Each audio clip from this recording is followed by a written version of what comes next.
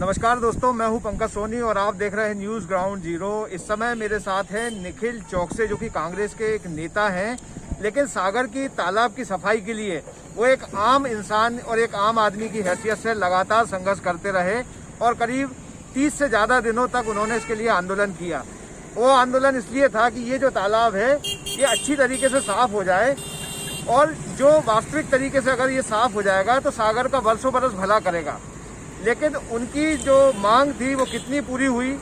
क्या वास्तव में सागर का तालाब अच्छी तरह से खुद रहा है, या जो इस पद्धति का इस्तेमाल हुआ उसमें सागर के तालाब में वास्तव में खुदाई हुई, या इस समय जो गड़बड़ियां हो रही हैं डिसिल्टिंग को लेके वो क्या है? हम उनसे बात करेंगे और जानेंगे कि उनका पक्ष क्या है। निखिल, आज मध्य प्रदेश के पूर्व मुख्यमंत्री कमलनाथ जी ने एक पत्र लिखा है और उसमें कहा है कि जो इस तालाब की डिसिल्टिंग में भ्रष्टाचार है उसको लेके उन्होंने चिंता व्यक्त की है, राज्य स्तरीय जांच की मांग की है। आपका क्या कहना है इस पूरे तालाब को? आप भी देख रहे हैं, आंदोलन के समय भी देखा, अभी भी देखा, तब क्या कहा था, आज क्या हो रहा है? देखिए, 2 वर्ष पूर्व जब इस तालाब के चीरहरण को रोकने के लिए हम तमाम सारे लोगों ने एक आंदोलन किया था, 32 दिन सत्याग्रह कर मांग उठाई थी कि इस तालाब की सफाई जो है वो ड्रेजर पद्धति के माध्यम से हो सकती थी।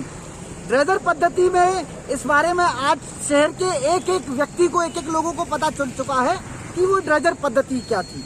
लेकिन इस ड्रेजर पद्धति को नकारने वाले सागर के प्रशासन और स्मार्ट सिटी के कारंदों को हम उस समय चुनौती देकर ये बात कहते थे कि आप जिस मैनुअल तरीके से इस तालाब की सफाई कराने चाहते हो उस स्थिति में आप कभी कामयाब नहीं होगे, और पहली स्थिति यही आएगी कि आप इस तालाब को या खाली नहीं कर पाओगे। तो आप वो देख सकते हैं, वो तालाब का पानी ज्यों का त्यों भरा है।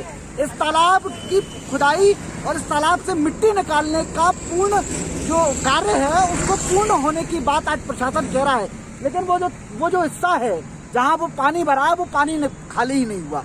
दूसरी बात, हमारा कहना ये था कि इस तालाब की मिट्टी पोरस मिट्टी है और उसमें लगातार पानी का रिसाव रहता है।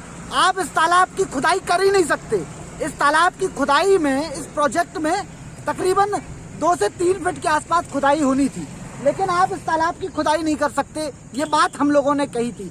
इसके अलावा तमाम सारी बातें थी जिस कारण हम सारे लोगों का ये कहना था, आम जनमानस का ये मानना था, पत्रकार साथियों का, सागर का मानना था कि इस तालाब की सफाई ड्रेजर पद्धति से होनी चाहिए थी। ये तो हुई पुरानी बात। वर्तमान स्थितियों में इन्होंने जिस मैनुअल तरीके से इस तालाब की सफाई की बात की है और उसका जो प्रयास इन्होंने किया है वो पूरा का पूरा कोरे पन्ने जैसा तालाब था, वैसी स्थिति में इस तालाब को लाके रख दिया है।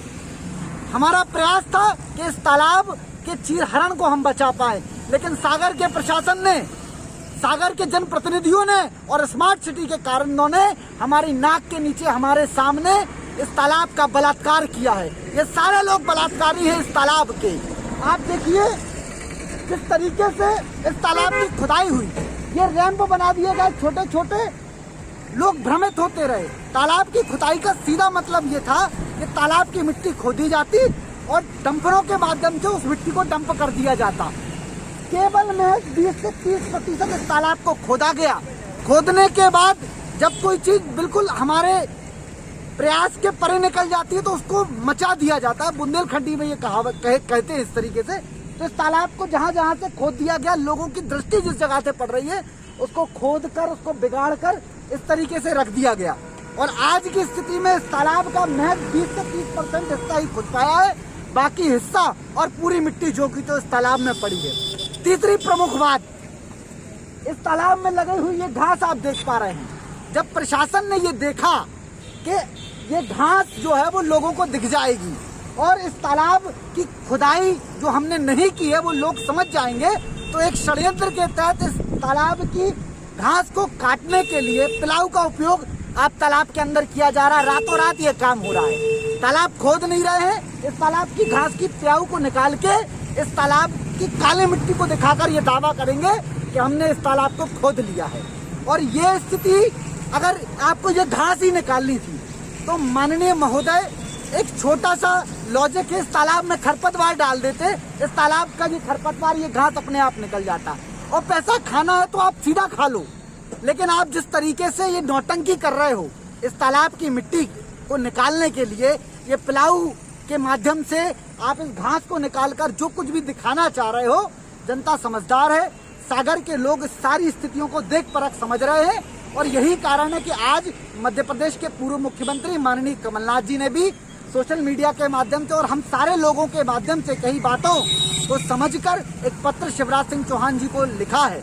मैं उनको बधाई देना चाहता हूं और शिवराज सिंह चौहान जी से, सागर के तमाम जनप्रतिनिधियों से, वो जनप्रतिनिधि जो शक्कर में चाशनी में लपेटकर बात कहते हैं और अपनी ही बातों से मुकरते हैं फिर वही बात कहते हैं, उन जनप्रतिनिधियों को, वो जनप्रतिनिधि जो 500 मीटर के दायरे में यहाँ रहते हैं और ना वो यहाँ रहते हैं ना पूरे सागर संभाग में रहते हैं, वो जनप्रतिनिधि जिन्होंने हमारे तालाब आंदोलन के वक्त इस मंच पर आकर इस तालाब को ड्रेजर पद्धति का समर्थन किया था और इस तालाब की वर्तमान इस मैनुअल सफाई में भ्रष्टाचार की आशंकाएं व्यक्त की थी, उन तमाम सारे जनप्रतिनिधियों से मैं कहना चाहता हूं कि अगर जमीर का पानी जरा भी जिंदा है और आप सिर्फ अपनी बात के कायम हैं, आप एक बात वाले व्यक्ति हैं, तो कम से कम इस तालाब की निष्पक्ष जांच करा दीजिए। वर्तमान स्थितियों में जो भ्रष्टाचार है इसे उजागर कर दीजिए।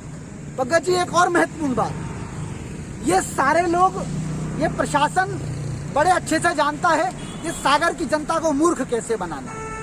बरसात का मौसम है, इस तालाब के काम को लगे हुए 8 महीने हो चुका है। इस तालाब के काम के अलग अलग पार्ट हैं, उन पार्टों का काम जो है केवल खुदाई के अलावा, जैसे यहाँ पर एसटीबी बनना है, यहाँ पर नालों को ट्रैप करने के लिए केबल एक लगनी है, एचडीबी केबल पाइप लगना है और इसके अलावा भी बहुत सारे काम इस तालाब में, घाटों का सौंदर्यीकरण होना है। लेकिन इस पूरे 8 महीने में अभी तक केवल और केवल इस तालाब की खुदाई का काम होता रहा, जो 20% से ज्यादा नहीं हुआ। अब ऐसी स्थितियों में प्रशासन जानता है कि ये जून का महीना है, पानी गिरने वाला है, तो प्रशासन ऐसी स्थितियों में बिल्कुल समय का इंतजार कर रहा है। पानी जैसे ही गिरेगा ये तालाब भर जाएगा और ये कह देंगे कि हमने इस तालाब का जो डिसिल्टिंग का काम है वो पूर्ण कर दिया। और इस पूरे 103 करोड़ के प्रोजेक्ट में जो 92-93 करोड़ का जो टेंडर जारी हुआ है, इसमें एक बहुत बड़ा हिस्सा इस तालाब की मिट्टी को खोदने के नाम पर रखा गया है।